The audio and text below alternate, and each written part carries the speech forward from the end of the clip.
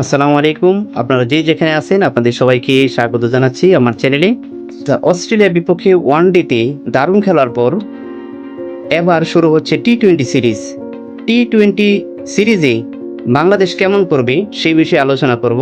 তবে তার আগে আমার অনুরোধ, আপনারা যারা আমার চ্যানেলে নতুন দয়া করে চ্যানেলটি সাবস্ক্রাইব করুন। অস্ট্রেলিয়া শক্তিশালী বটে, তবে বাংলাদেশের বিপক্ষে অজেয় নয়।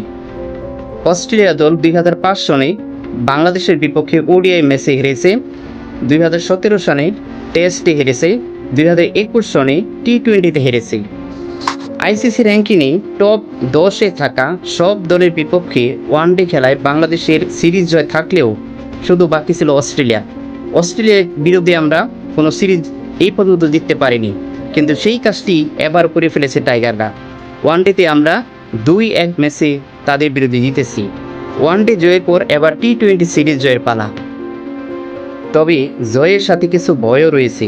2025 সালে দেশের মাটিতে আমরা যেমন পাকিস্তানকে টি-20 সিরিজ হারিয়েছি, তেমনি ওয়েস্ট ইন্ডিজের বিপক্ষে এই দেশের মাটিতেই 3-0 ব্যবধানে টি-20 সিরিজে আমরা হেরেছি।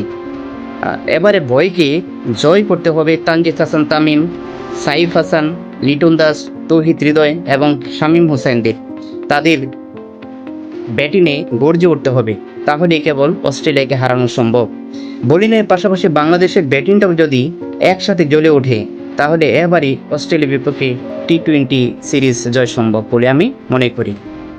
বাংলাদেশকে আদৌ অস্ট্রেলিয়ার বিপক্ষে টি-20 সিরিজে কোনো ম্যাচে জিততে পারবে বলে আপনি মনে করেন?